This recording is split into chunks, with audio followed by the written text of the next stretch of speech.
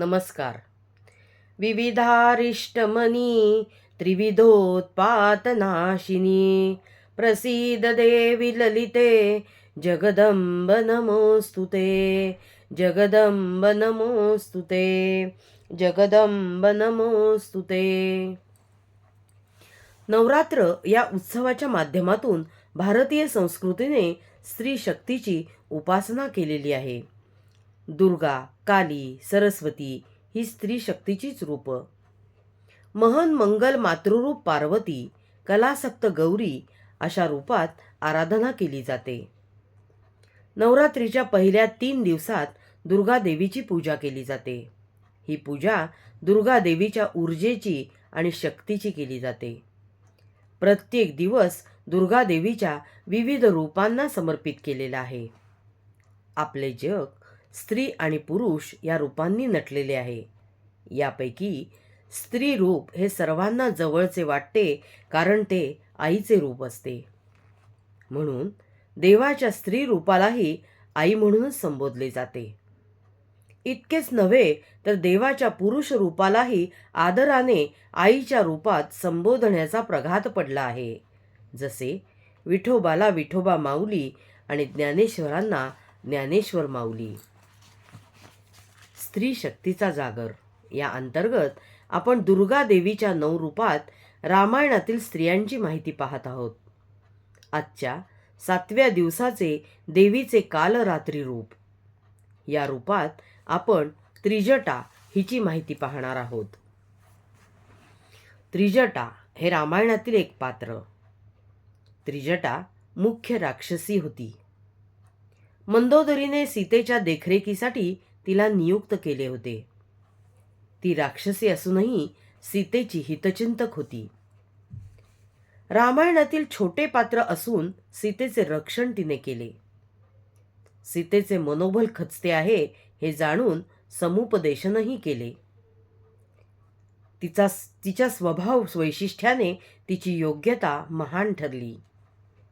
सुंदरकांडमध्ये त्रिजटाचे 4 गुण दाखवले आहेत. ती राक्षसी होती. रामप्रभूच्या चरणी नतमस्तक होती. व्यवहार निपुण आणि विवेकशील होती. राक्षसी असून सुद्धा हे दिव्य गुण तिच्या ठायी होते. जिच्या डोक्यावर ज्ञान, भक्ती, वैराग्य अशा 3 प्रतिकात्मक प्रमुख जटा आहेत, म्हणून तिला त्रिजटा असे म्हणतात. त्रिजटा ही विभीषणाची मुलगी. रामभक्ती हा पित्याकडून आलेला गुण.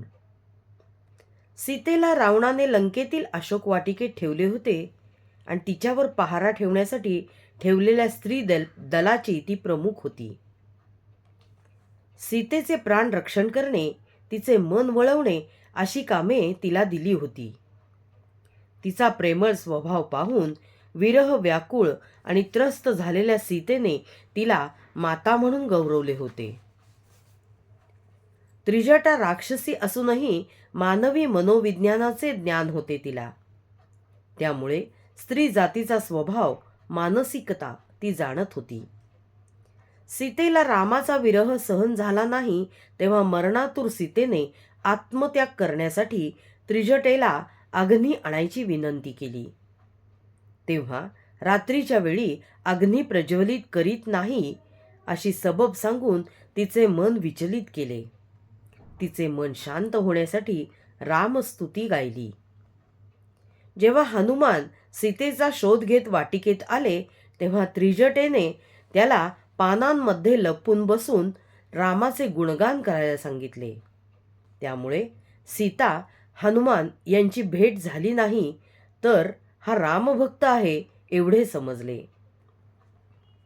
सीतेला वशीभूत करण्यासाठी रावणाने राक्षसिणींना भीती आणि त्रास द्यायला सुरुवात करायला सांगितले. त्याप्रमाणे राक्षसिणी विविध रूपे घेऊन तिला त्रास देऊ लागल्या. व्यवहार निपुण असलेल्या त्रिजटेने त्यांना निद्रिस्त ठेवून लंकेचा विनाश दाखवला. राम रावण युद्धात सीतेला तिने रामाच्या पराक्रमाचे वर्णन सांगून सीतेला राम विजयाचा विश्वास मिळवून दिला. सीतेवर तिने मनापासून प्रेम केले. अशी ही रामचरणी समर्पण भक्तिभाव असलेल्या त्रिजटेचे रामायणातील स्थान म्हणून श्रेष्ठ आहे. जवळजवळ 2.25 वर्ष सीता लंकेत होती. त्रिजटा भाग्यशाली आहे की राक्षसी असूनही साक्षात लक्ष्मीचा, सीतेचा सहवास तिला मिळाला. सेवा करायची संधी मिळाली, सीतेचे प्रेम मिळाले. धन्य आहे ती त्रिजटा. सीतेचा हा बंदिवासातील काळ त्रिजटेमुळे सुसह्य झाला. म्हणून मला त्रिजटेचे रामायणातील स्थान महत्त्वाचे वाटते.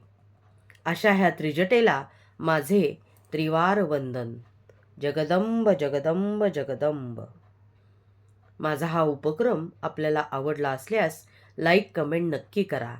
आणि हो, अजून माझ्या चॅनलला सबस्क्राईब केलेलं नसेल तर जरूर करा, म्हणजे या आधीचेही व्हिडिओ आणि यानंतर येणारेही व्हिडिओ आपल्याला पाहायला मिळतील. जगदंब जगदंब जगदंब.